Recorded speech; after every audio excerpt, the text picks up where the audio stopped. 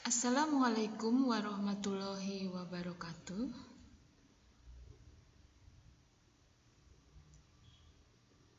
Pada kesempatan kali ini saya akan mempresentasikan materi tentang Indonesia berada di antara bencana dan anugerah. Materi ini merupakan materi presentasi guna untuk pemenuhan tugas mengikuti VCT batch 5 102 Jateng Kebumen. Kita langsung saja. Pada kesempatan kali ini kita lihat di sini bahwa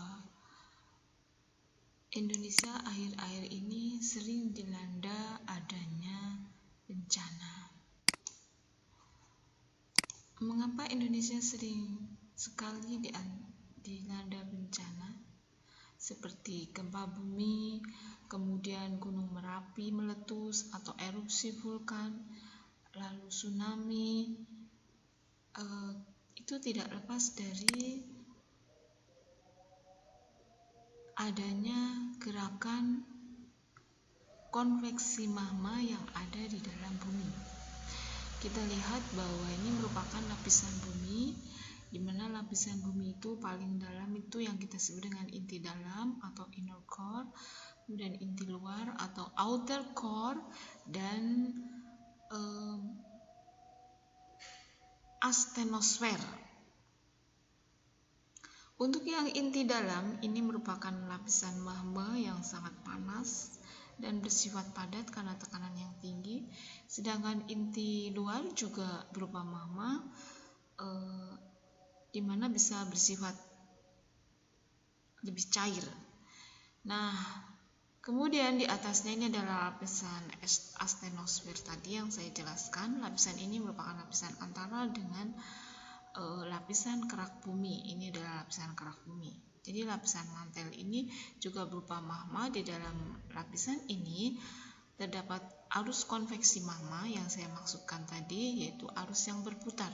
Nah, kalau kita lihat kerak bumi ini terdiri dari kerak benua dan kerak samudra, di mana pada kerak benua dan kerak samudra ini akan mengalami pergerakan tadi yang saya sebutkan arus konveksi, yaitu arus berputar. Ini magmanya berputar yang ke arah kanan dan ada yang berputar ke arah kiri begini.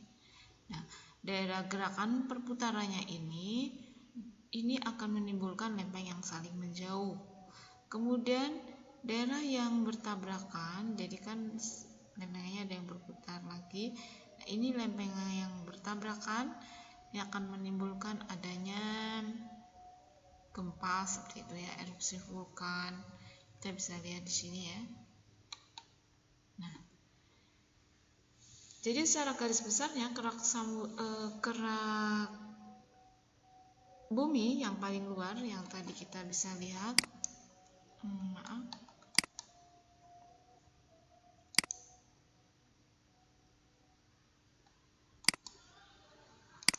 Nah, ini ya.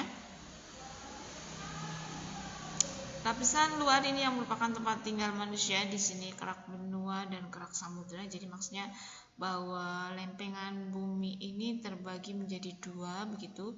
Yang kerak benua itu berupa daratan, yang kerak samudra itu terisi oleh air laut. Gitu maksudnya. Ini ya. Nah, yang ada di Indonesia itu ada 3 lempengan ya, lempeng Pasifik. Jadi lempeng itu maksudnya bagian dari kerak bumi ya, yang pecah begitu bentuk lempengan ya. Ada lempeng Pasifik, kemudian ini lempeng Pasifik ya.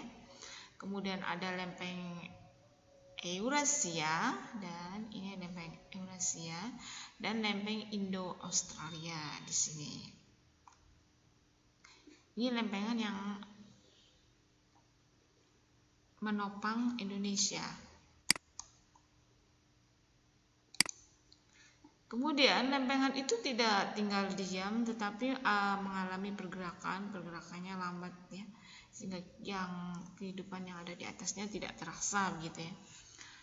Rasanya ketika ada tekanan yang tinggi di sini ya, lempeng yang saling bertabrakan tadi itu di sepanjang wilayah Sumatera, kemudian Jawa, ini Bali, NTT, NTB.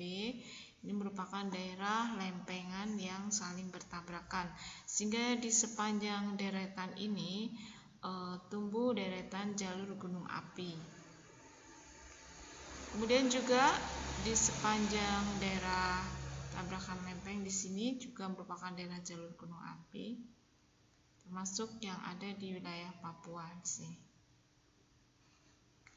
Apa yang terjadi ketika lempeng saling bertabrakan? Maka salah satu lempeng ini akan menunjam ke bawah lempeng yang lain atau kita kenal dengan subduksi, dan bagian yang labil ini kemudian membuat magma akan keluar ke permukaan, kemudian membeku dan membentuk deretan gunung api. Selain itu, di daerah yang labil ini, daerah tabrakan lempeng juga akan muncul adanya palung laut seperti palung Jawa ya, yang ada di pantai selatan Indonesia.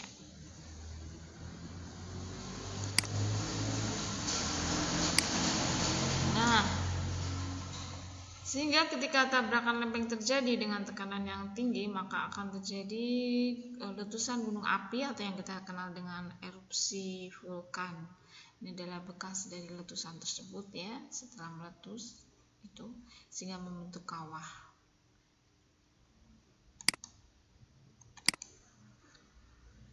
Kemudian tabrakan lempeng jika terjadi di antara benua dan samudra, maka akan timbul tsunami. Ini contohnya kejadian di Aceh pada tahun 2004. Ini adalah Aceh sebelum tsunami dengan pehamparan yang menghijau dan masjid yang ada di tengahnya ini.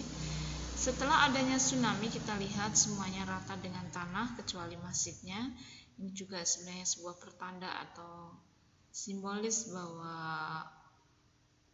manusia diperingatkan dengan adanya bencana begitu.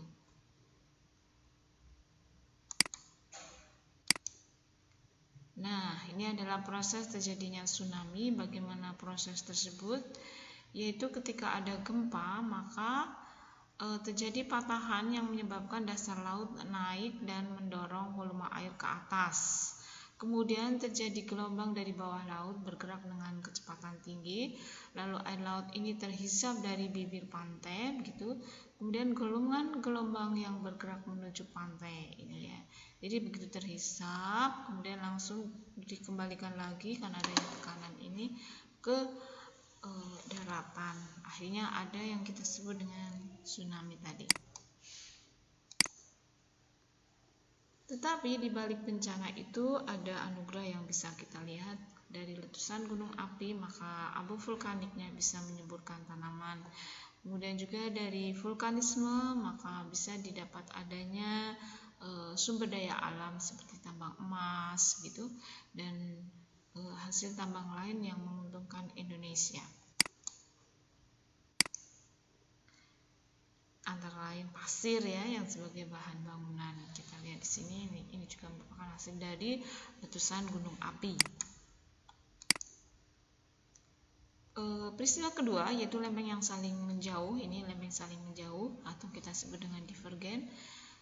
Apa yang terjadi ketika lempeng saling menjauh? Maka magma itu akan keluar melalui daerah retakan ini dan membeku dan akan melebarkan lempeng samudra ya. Jadi maksudnya timbul kerak samudra baru. Kita sebut di sini dengan pematang samudra begitu.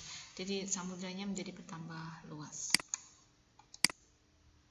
Nah, ini adalah lempeng yang saling berpapasan, artinya atau yang kita sebut dengan transform.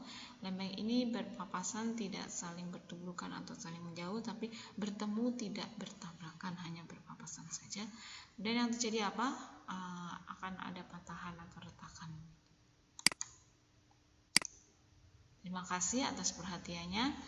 Demikianlah bahwa memang Indonesia itu berada di antara bencana dan anugerah dan itu adalah dua kondisi yang memang harus kita alami, tetapi perlu juga kita waspadai, dalam artian dengan begitu kita dari pengalaman lalu dan dari gejala-gejala tanda-tanda alam, kita perlu bisa mewaspadai kapan akan terjadinya bencana begitu, meskipun untuk kepastian memang belum ada alat yang tepat untuk memperkirakan secara pasti, hanya kita waspada terhadap tanda-tanda alam yang ada. Demikian,